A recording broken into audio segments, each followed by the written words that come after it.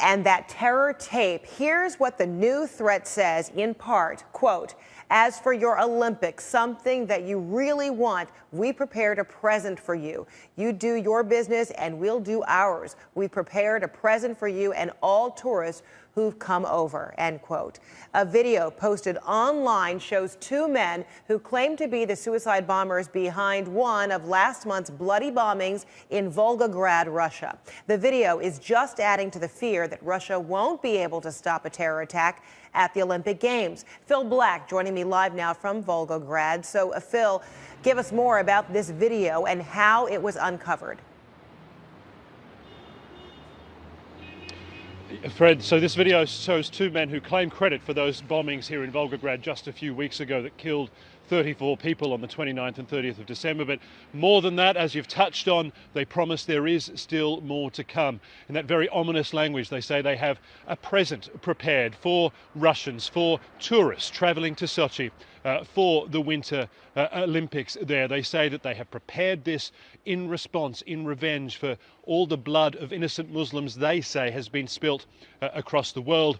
And they say they have a list of people who are involved in this, who are prepared to help them, who are prepared to take part in these sort of actions. Enough, they say, for effectively an attack every day. So an ominous, first of all, taking credit for the attacks that took place here so brazenly, but also promising more to come in the Sochi Olympics, which is now just such a short time away. Fred.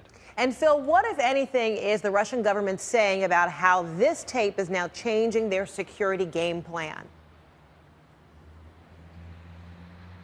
They haven't commented on this video specifically, but when it came to the attacks that the men in this video are claiming credit for, at the time, Russian officials said that does not change their game plan, their security game plan for Sochi, because they believe they already had everything possible in place. But what you did see was certainly a big step up in security in Volgograd, in cities like this, in transport hubs, because what that attack showed was perhaps the vulnerability, not so much in Sochi, because a theory suggests that if those men had wanted and thought they could strike Sochi at that time, they would have done so. What they have perhaps highlighted are the vulnerabilities that may exist in other heavily populated parts of Russia, and and the challenge of protecting such a vast country, so many cities, so many vulnerable targets during the Olympics, Fred.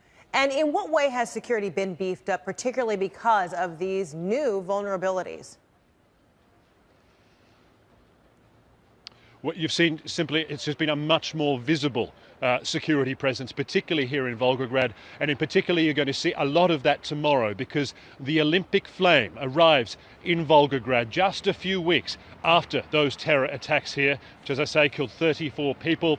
And interestingly, it will be arriving by train, coming into the same train station that was attacked on December the 29th. We are expecting to see a very large security presence here on the streets, and indeed there's already very much a sign of that in this city here tonight, Fred.